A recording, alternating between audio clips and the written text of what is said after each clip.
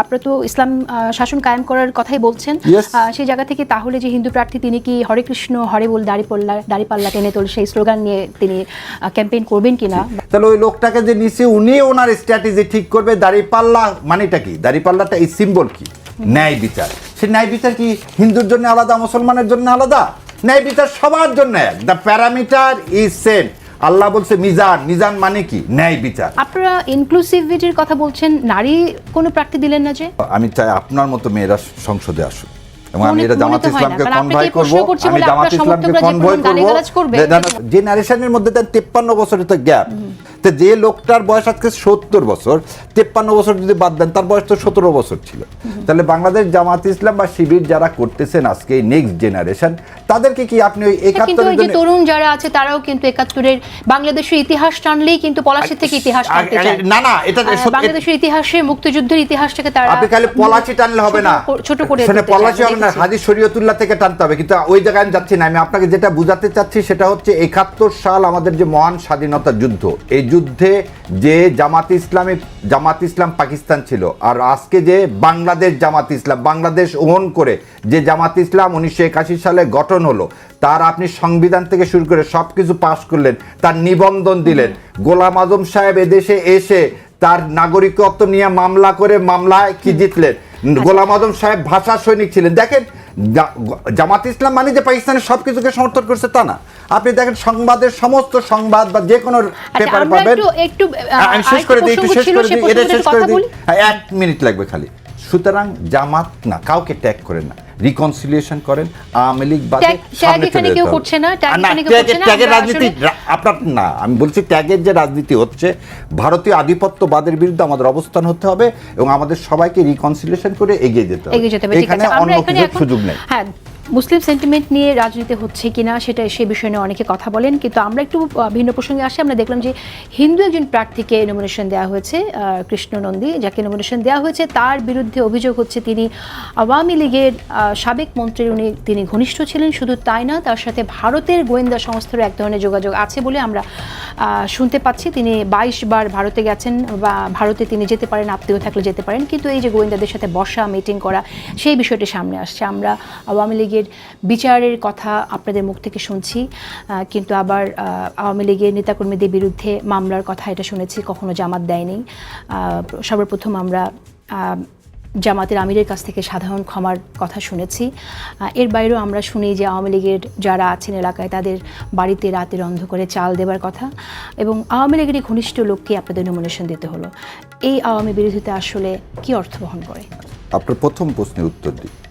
মামলা বাণিজ্যে যেমন আমার এখনও মনে আছে এক টক শোতে এই নীলুফার আপা বলছিলেন জামাত, এই আপনি যে প্রশ্ন করলেন একই প্রশ্ন করেন, জামাত তো কোনো মামলা দেয়নি, বিএনপি সব মামলা দিছে, এবং তিনি বলছেন বেশিরভাগ আমি তার কথা কোট করতেছি, আপনার না, তার কথা কোট করতেছি, আপনি এটা দেখতেও পাবেন। বলছে বেশিরভাগ কিছু মামলা দিছে এবং বেশিরভাগ মামলায় ভুয়া, এই কথা বলছিল। তখন আমি বলছিলাম তাহলে যে মামলা দেয় সেই জানে কোনটা ভুয়া কোনটা ভুয়া না। জামাত ইসলামের কাজ মামলা দেওয়া না, জামাত ইসলাম মামলাবাজ না, মামলাবাজ হচ্ছে আওয়ামী লীগ। রাষ্ট্রের কাজ হচ্ছে কি করা? মামলা দেওয়া। পুলিশের কাজ হচ্ছে, আপা ভালো জানে, আমরা আইনের লোক, দুইটা জিনিস, একটা হচ্ছে এফআইআর থেকে মামলা হয়, আর একটা হচ্ছে আমাদের পিটিশন কেস থেকে মামলা হয়। এবং পিটিশন কেস দিবে হচ্ছে ভিকটিমের পরিবার, আর এফআইআর দিবে হচ্ছে পুলিশ। এবং আজকে একটু আগে যে বললেন ল অ্যান্ড অর্ডার সিচুয়েশন, আল্লাহর ইচ্ছায় 18 মাসে আমরা কেউ গুম হয়নি, 18 মাসে কাউকে আয়নাঘরে যেতে হয়নি। এই 18 মাসে অ্যাটলিস্ট এই সমস্ত টিভি চ্যানেলগুলোতে আমরা কথা বলতে পারতেছি প্রাণ খুলে, এবং এই যাওয়ার সময় এই ভয়টুকু নাই যে রাস্তা থেকে আমাকে কেউ তুলে নিয়ে যাবে। এই যে একটা শান্তি, এই যে শান্তির মধ্যে আছেন আপনি, যে কথাটা এখন আর এক দিকে নিয়ে গেলাম, শোনেন, মামলা দেওয়া জামাতের কাজ না তো, মামলা দেওয়া পুলিশের কাজ, সরকারের কাজ। সেটা সে কাজটা কেন জামাত ইসলাম করবে? এবার মামলা দেবেন না, আপনি ভুক্তভোগী হলে তো ভুক্তভোগী পরিবার মামলা দিবে, সেটা তো ভুক্তভোগী পরিবার মামলা দিবে, হয় জামাত ইসলাম। এটা তো এই নোশনটাই খারাপ, এটা আওয়ামী লীগ নষ্ট করে দিয়েছে। না, আমি শেষ করে দিই আপনার দ্বিতীয়টা দেখে। না আরেকটা বলেন, আপনি শোনেন, আপনি কি জানেন কিনা জানি না, হৃদয় বিদার সন্ধির সময় দ্যাট ড্রাফটেড ওয়াজ রিটেন বা একটা অমুসলিম, এবং আলী রাজা আনহু তখন খুব করছিলেন নবী করিম সাল্লাল্লাহু আলাইহি ওয়াসাল্লামকে এখানে সাইন করেন না আপনি, কারণ নবী করিম সাল্লাল্লাহু আলাইহি ওয়াসাল্লামের নামের পরে মোস্তফা লিখছিলেন আর সাল্লাল্লাহু আলাইহি ওয়াসাল্লাম লিখছিলেন না, সেই জন্যে। কিন্তু তারপর নবী করিম সাল্লাল্লাহু আলাইহি ওয়াসাল্লাম সাইন করছিলেন। একটা লোকের বিরুদ্ধে যদি আপনার এরকম অবজেকশন থাকে, আপনি ভোট দিয়েন না ভাই, সে লোকটা নন্দী যদি সত্যি ভারতের চর হয় আর জামাত ইসলাম ভুল করে, তাহলে আপনি তাকে ভোট দিয়ে না, ভোটের মাধ্যমে আপনি জবাব দেন। এটা তো একটা সহজ ব্যাপার, এটা মানুষের উপর ছেড়ে দেন।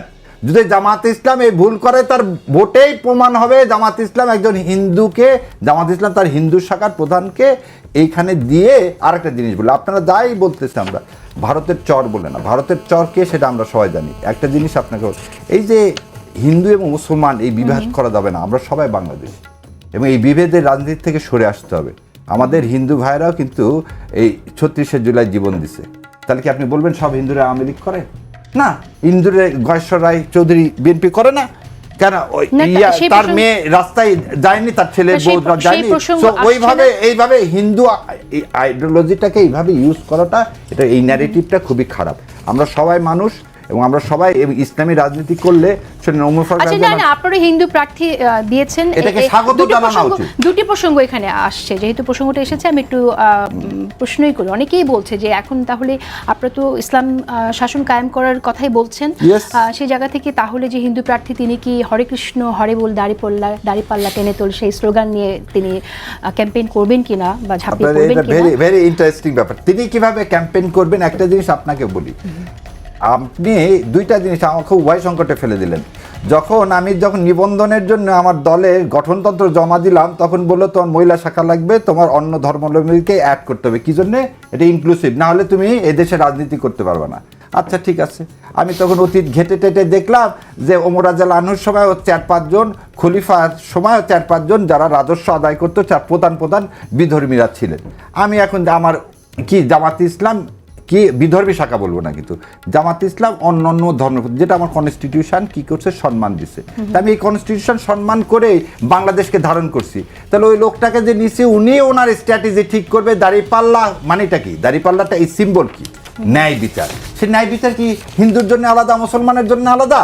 ন্যায় বিচার সবার জন্য এক। The parameter is same.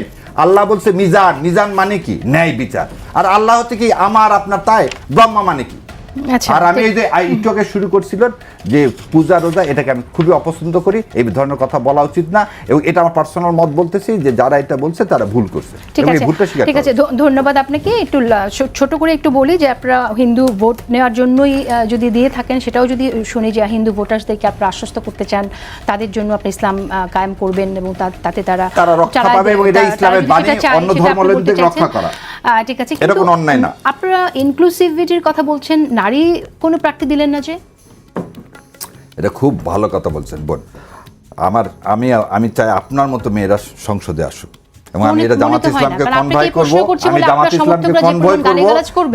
না শোনেন না বোন, শোনেন, আমি বোন আপনাকে প্রথম দিন থেকে বোন বলি, এবং আপনি যত সুন্দর ভোকাল, আমার ইনশাল্লাহ আমি আল্লাহর কাছে দোয়া করি আপনার মতো মেয়েরা জামাত ইসলামের হয়ে সংসদে আসুক, এবং ইনশাল্লাহ সে দোয়া যেন আল্লাহ কবুল করে, এবং আপনি জামাত ইসলামের হয়ে যেন সংসদে আসেন, সেজন্য আমি খাস করে দোয়া করব। এবং আমি জামাত ইসলামের, আমি যে জামাতকে এই কথাটা অবশ্যই পৌঁছাবো যে আপনার মতো মেয়ে, এত সুন্দর জ্ঞানী মেয়েদেরকে বাইরে রাখা ঠিক হবে না, এনাদেরকে সংসদে নিয়ে আসতে হবে ইনশাল্লাহ। সাংবাদিকতা করবে কি?